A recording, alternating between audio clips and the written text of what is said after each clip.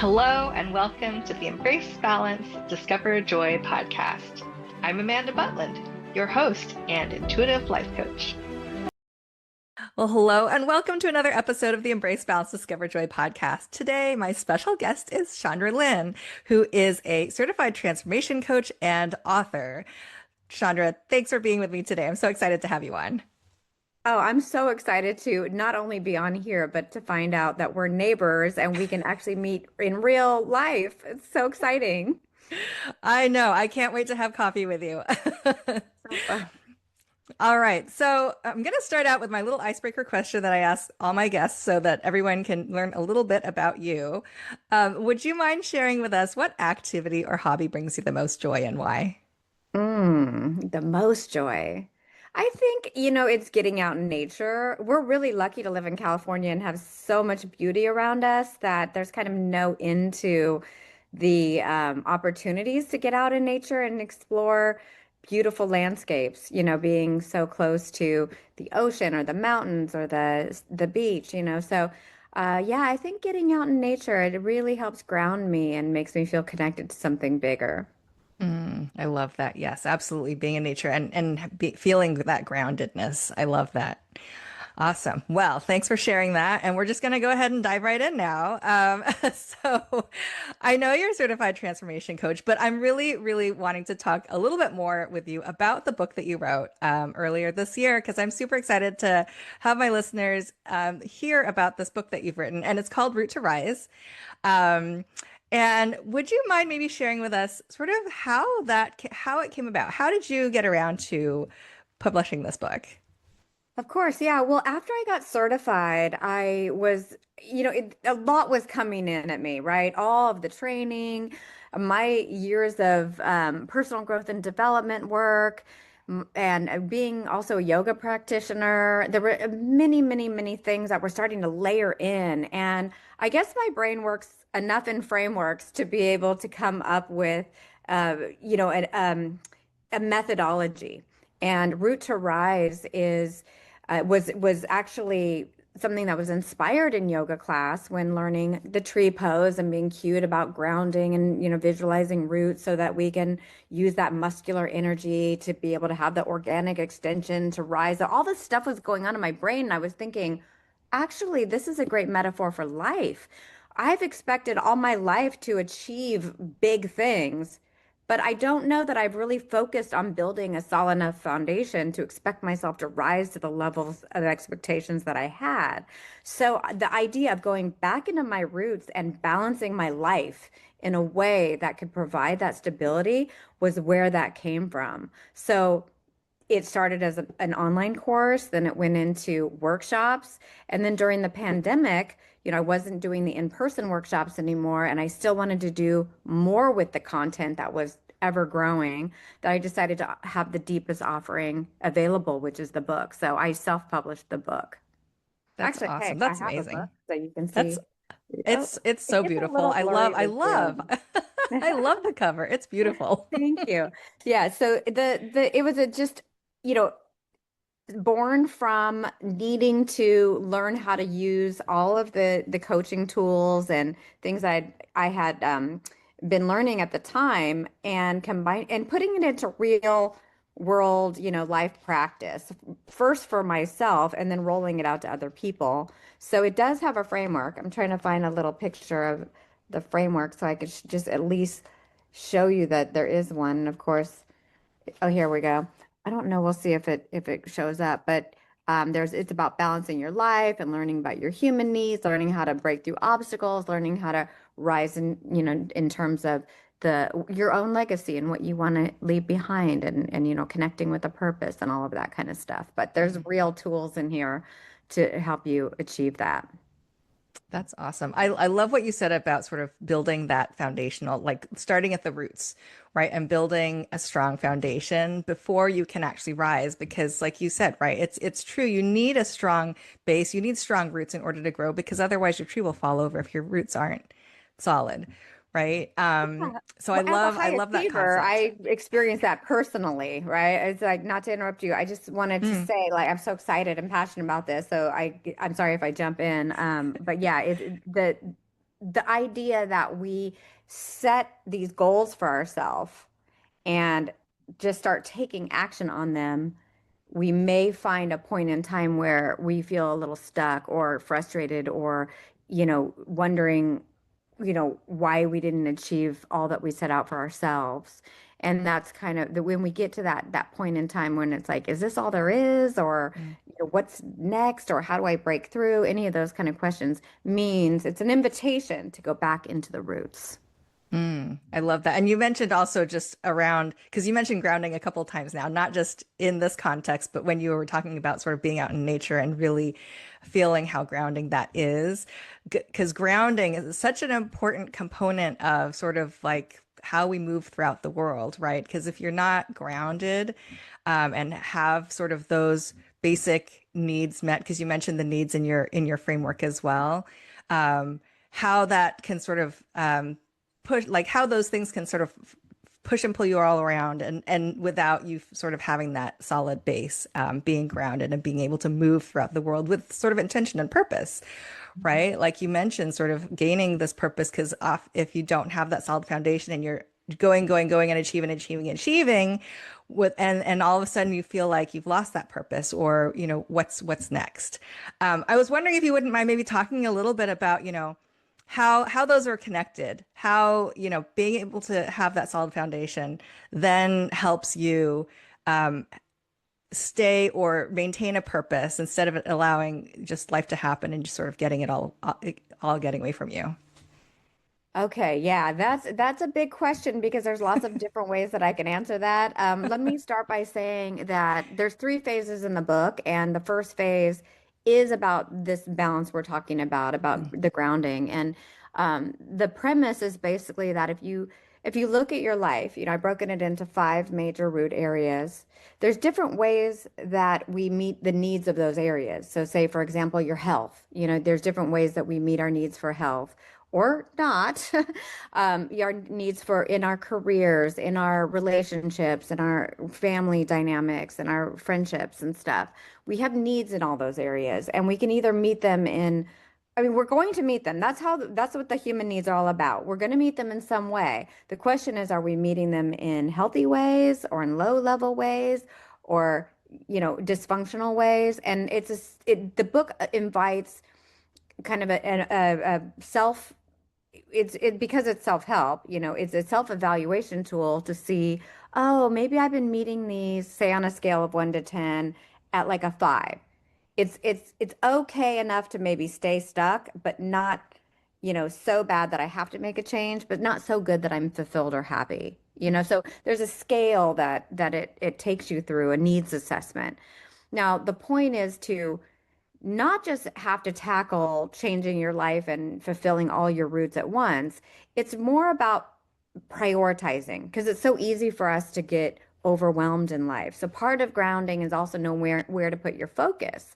So if I said, "Oh yeah, in order to feel balanced and grounded, you've got to meet your needs at high healthy levels in all five of these areas." That's ideal. But sometimes we need to know where to start. So it's like, okay, well, let's look at our health first. If our health isn't there, then we're not going to be able to really effort in other areas. So let's start there. So it gives us a focus. It may be that, oh, there's a problem in with a family member. And that a lot of your energy and focus is on this problem, and it's kind of, painting the way that or I talk about the lens that we look through. It might be like colorizing the lens that we're looking through Mm, in a negative way.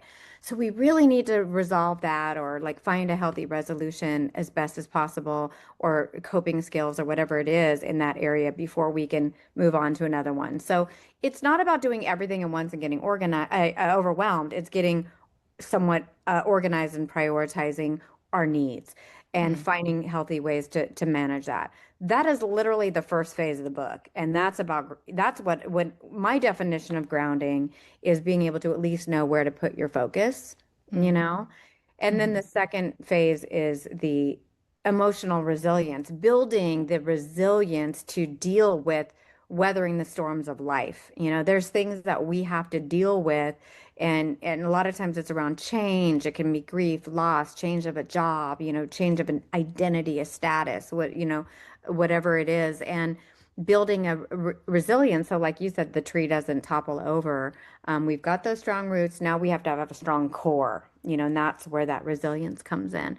And then lastly, it's the rise. It's the purpose conversation is really interesting because I don't believe that people are just bestowed a magical purpose by a higher power necessarily. Some people feel that way because they just are so clear about what it is.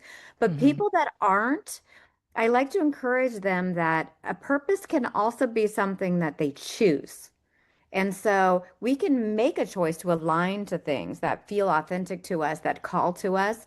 And that is just as valid as a purpose that that might be like a gift we were born with. We just happen to be an amazing, musician or something.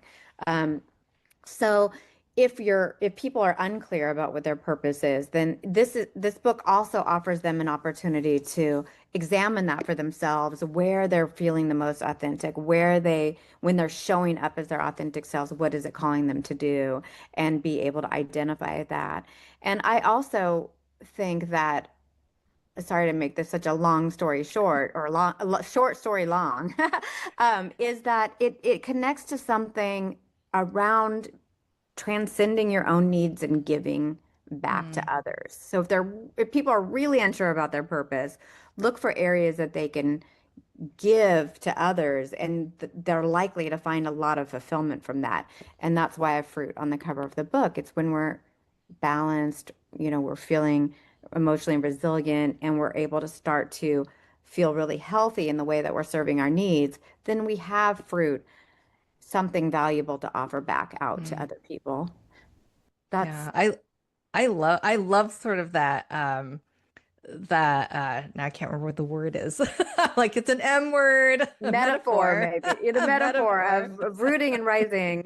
Yeah, no, the metaphor of the Tree. tree in Yeah. in the process that you've or the framework that you've created because I love what you said around sort of that the purpose, right? Like because you're right, not a lot of people really know that's not like they're born and they're like, yeah, I know what my purpose is in life. Like there's so many people that are like, I don't know. I don't know why I'm here. I don't know what my purpose is. Yeah, I have this job and I loved it to begin with, and now I'm feeling like things are not the same, like there's still something missing, and what is that? And so I love that you sort of guide people through in your process to help them like make the choice because you're right, it doesn't have to necessarily be like there's this one purpose that really it is aligning with what feels right for them authentically in order to provide that purpose for them or be able for them to choose that purpose for them. So I love that what you just said. And then I just love what you said about the fruit and giving back because I think that most people when they do actually find that purpose, then they do want to give back. And that's what I find, especially with a lot of us who are coaches. It's sort of like we got here because we went through this journey and now we want to help other people gain the same transformation that we ourselves received. And so I'm wondering if you wouldn't mind sharing maybe a little bit about your journey and what was it that brought you to come to this place of this giving moment?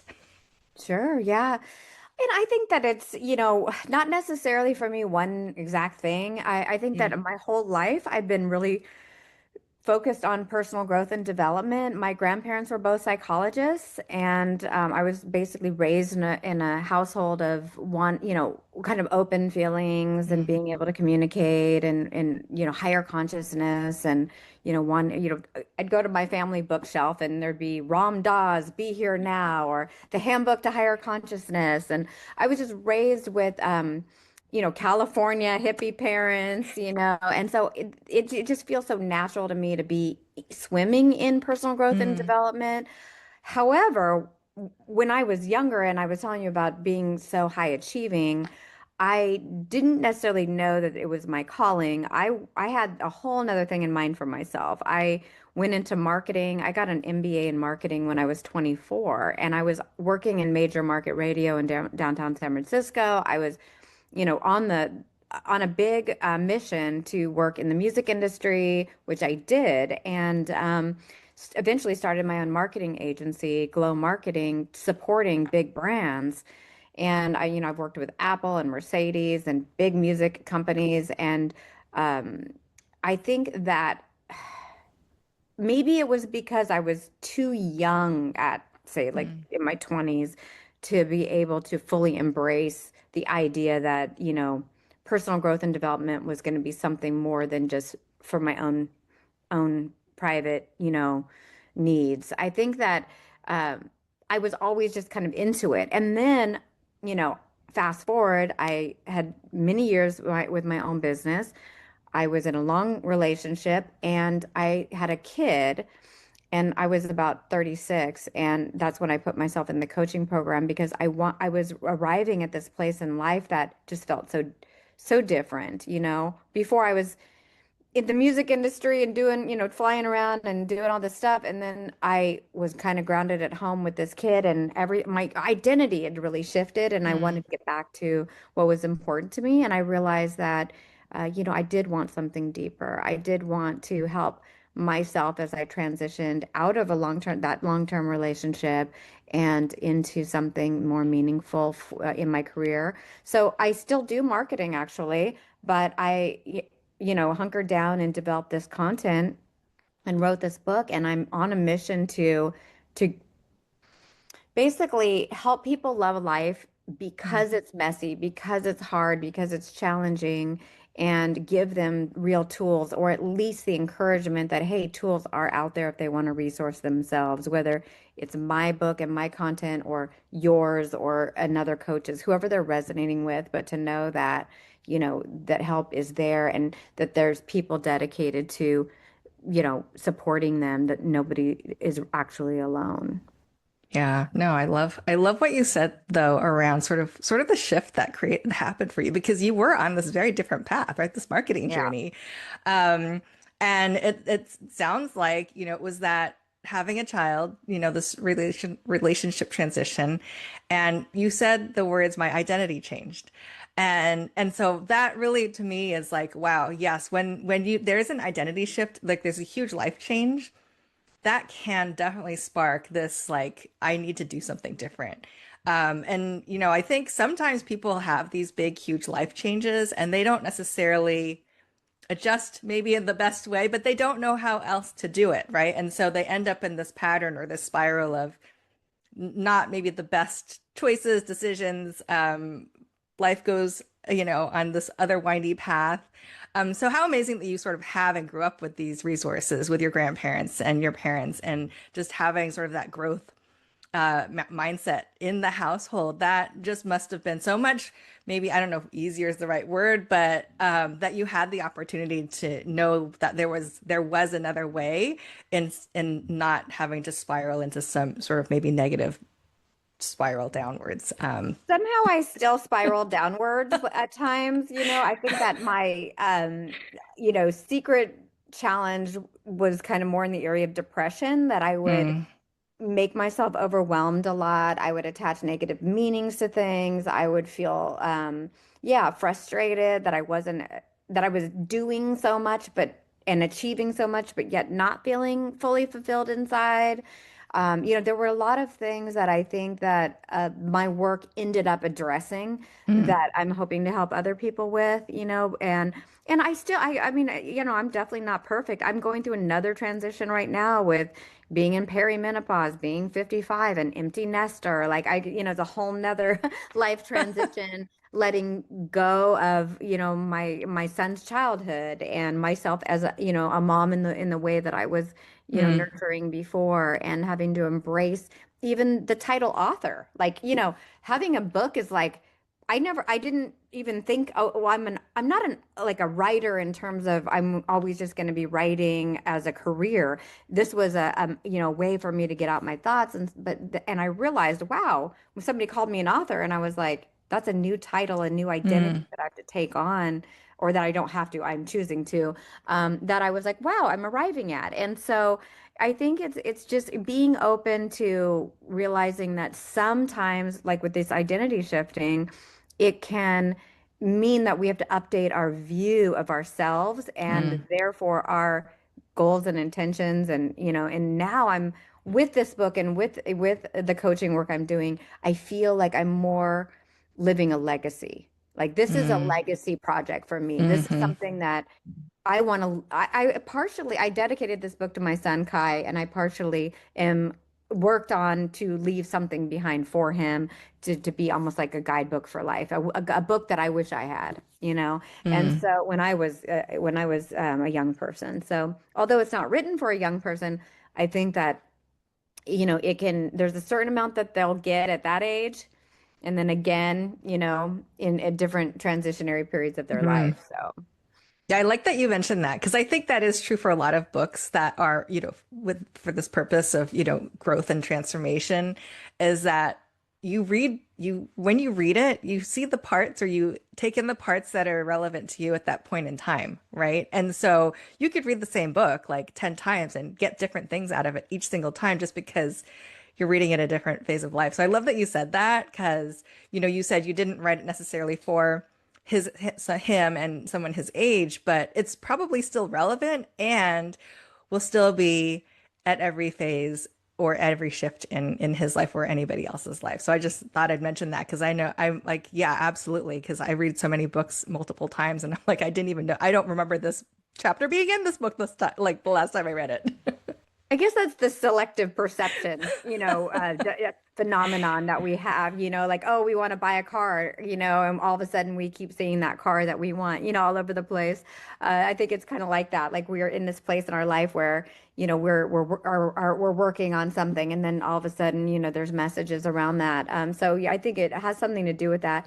But it also is really interesting to me to think about what like kind of who this book is for, and sometimes it's not about like, oh, it's a demographic. It could be more Mm, of like a life stage or a psychographic. It could be something, you know, for somebody that is really just ready to open their mind up to new ways of thinking and to do open themselves to trying new things, you know, new tools and taking on new ways of thinking, you know. And so I'm still testing exactly who and what it's for. The way that I wrote it being based on nature-based wisdom and coaching tools and, you know, the life experiences and stuff that I've had and yoga philosophies and things, I really feel like, and I've said, I think it's not so much about a niche, even though as a marketer, everybody's saying, you know, you got to find your niche.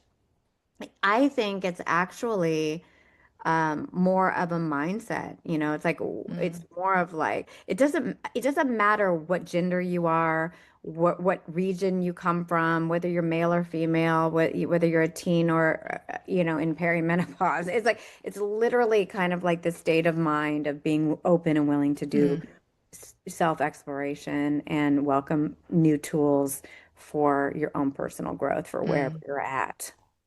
Yeah, I like that you sort of described that because I probably was going to eventually ask, who is this book for? And so I'm glad you you got there before me. And And and I've been I surprised by who's been attracted to. I literally, if I had to niche out, I would be like women like me, you know, because it's coming from me, and women who are in a similar, you know, place in life might really, really resonate with it. And maybe that is my primary target market. But what's been really interesting is how much men have gravitated towards the book, and the people who have been contacting me for one-to-one coaching have largely been men. It's Mm, been really cool. You know, I tried to because I think nature inspired stuff really resonates with everyone, you know. yeah. And I just had done another podcast with this Ni guy from Nigeria. His name is Wisdom. He was really a young person, very cool. And I gifted him the book, and it's really resonating with him. And I said, it's called Relatable Wisdom. And I was like, I'm challenging you to tell me how relatable it is to you as a Nigerian young man, right?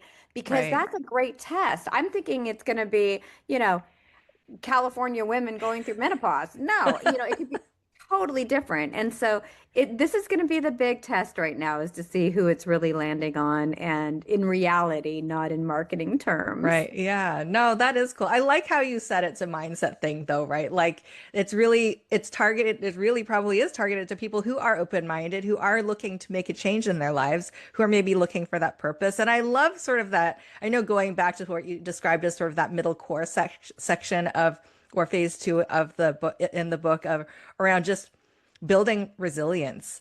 so that you can handle anything that comes your way, that you're not, your tree's not going to fall over, that you're building that core. Because I think that probably does resonate with everybody. Like, who doesn't want to become more resilient? Who doesn't want to be able to handle all the challenges that come into life? Like that seems sort of like a given that's universal. I don't know.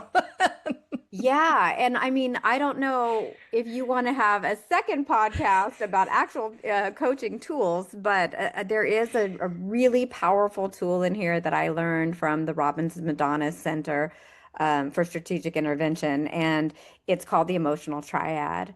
And it's really about building emotional resilience. And I use it a lot as examples in the book on how to implement it, but it's about how we use our physiology, our focus, and the language, that and meaning that we attach to the things that we're focusing on, and how that summons the different emotions, and how we can actually control a lot of that by the way that we use it.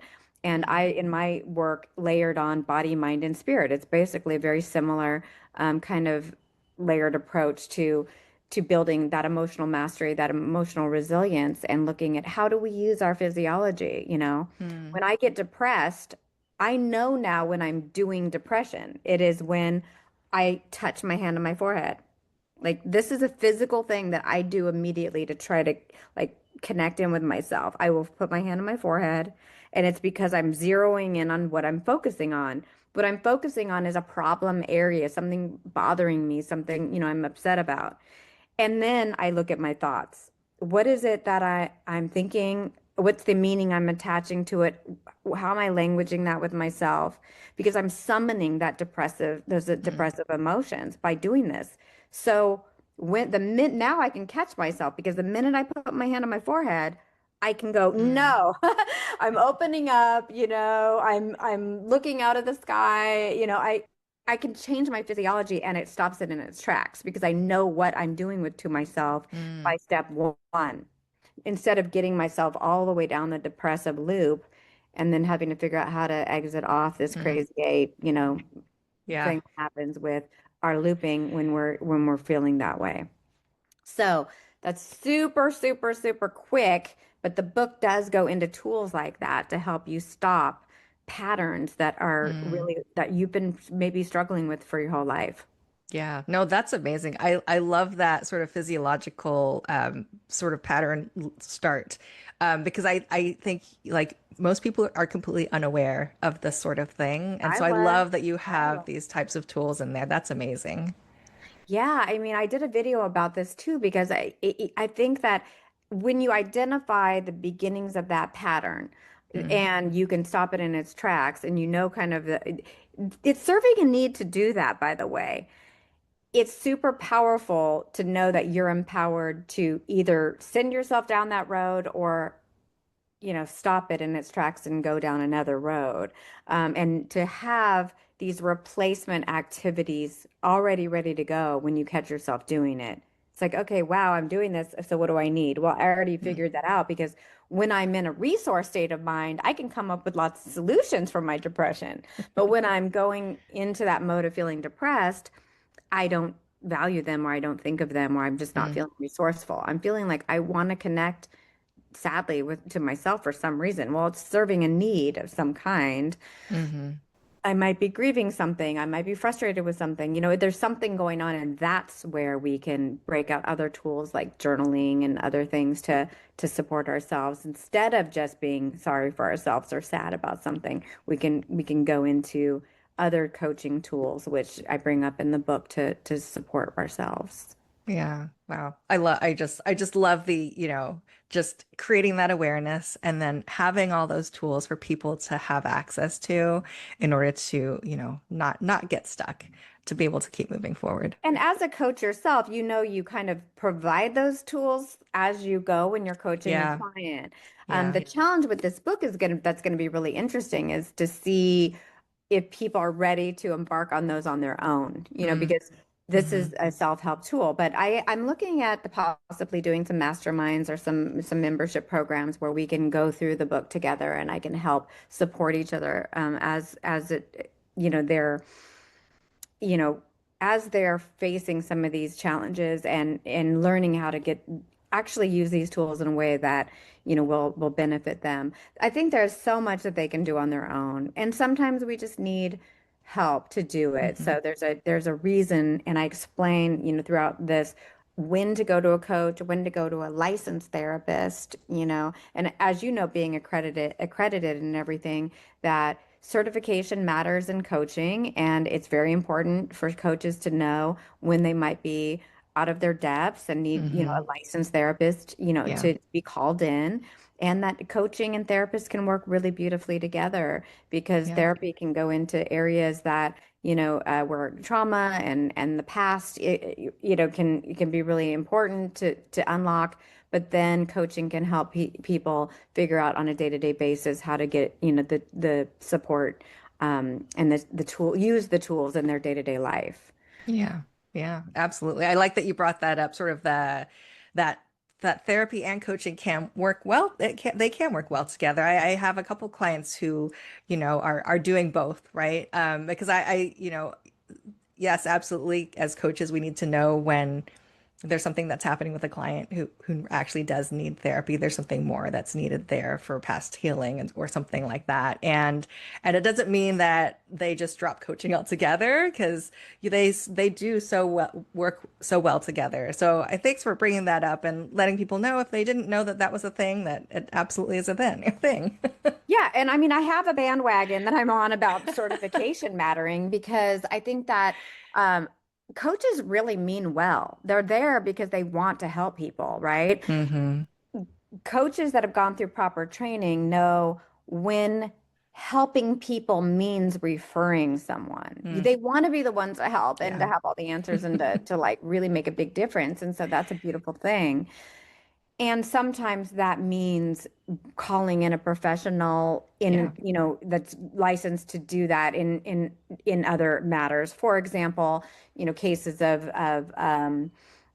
addiction, serious level Hmm. addictions, suicidal thoughts, just to know where those areas are that they need to be aware of, and they can support and provide encouragement around, but to also encourage them to seek professional Yeah. help. Yeah, absolutely. All Yeah, right. so important. Yeah, it is. Okay. I know we've been chatting for a little bit. I do want to start to wrap up a little bit here. But before we do officially wrap up, I'd love to find out from you, are there any final words, any final thoughts that you'd like to share with the audience today? Anything, any topic? Yes, actually, I like to leave on an encouraging note, which is basically that if anybody's feeling really stuck or really feeling hopeless, that to consider this idea that you can completely change your life in one split second decision. Now, the decision may take some thought. You might want to think about, what you want, why you want it, and what you're willing to do about it, because that might require change or letting go of past identities or all kinds of stuff. But once you actually make that decision, your life can completely change. So you're really not stuck. That's a mental, construct there.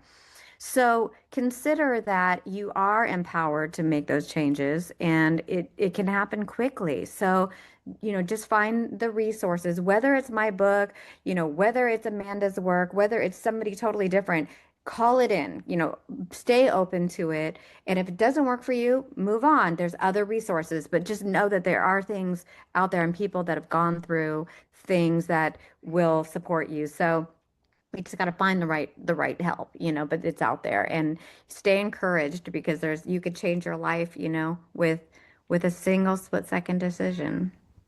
Yeah, thank you so much for sharing that. And yeah, I just on to add to that, just you're right. There are so many people out there that have services that are looking to help others. And it is about finding the right person, right? Like there's a right match for you out there somewhere. I mean, might not be me, might not be you, maybe it is, maybe it isn't, but there are so many people out there, and it really is about finding the right person, because the right person that you're going to resonate well with, that you're going to really click with, is out there if you are looking for some help. So thanks for And that sharing that. message was for the general public that may be listening. Um, for coaches specifically, another thing to consider is that, you know, like I don't think I'm going to be for everyone, and that's okay. I have a deep belief in abundance, right? The people who are Hmm. attracted to me and my voice, my Yeah. message are, are going to be enough. And so to just know that you have that as well. There's going to be we could be saying the exact same thing. You could go out and say root to rise all day, and you're going to have people gravitating towards you, and I'm going to have people gravitating towards me, and there's enough for us all. And that's why I'm so grateful to Amanda for having me on the show because she has the type of mentality that's opened and knows we're better together. So supporting each other is so important, and there's enough for everyone in this world, and it's just a matter of resourcing ourselves properly to find it. Yeah, absolutely. Well, thank you again for being with me today. It's been a pleasure chatting with you, and thank you so much for sharing your book with us.